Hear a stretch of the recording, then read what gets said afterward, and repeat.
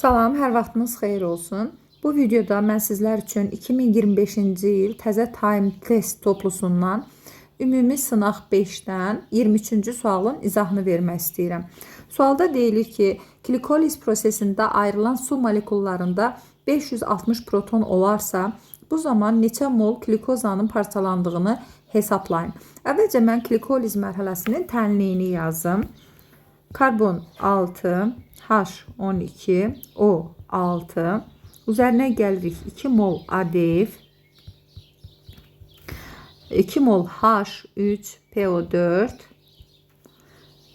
alınır, 2 mol süt turşusu, karbon 3, H6O3, üstə gələk 2 mol su, H2, üstünə gəlirik 2 mol ATF əmələ gəlir və 200 kilojol enerji ayrılır.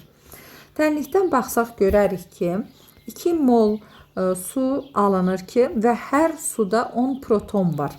Demək, 2-ni vururuq 10-a, tapırıq ki 20 proton var. Və bu zaman 1 mol glikoza parçalanmış deməkdir. Onda tənliyimizi bu cür qururuq. 20 proton olduğu zaman 1 mol glikoza parçalanırsa 560 proton olduqda X-dir. X da bərabərdir 560 bölək 20. Bu da olur 28. Demək, doğru cavabımız olur B variantı.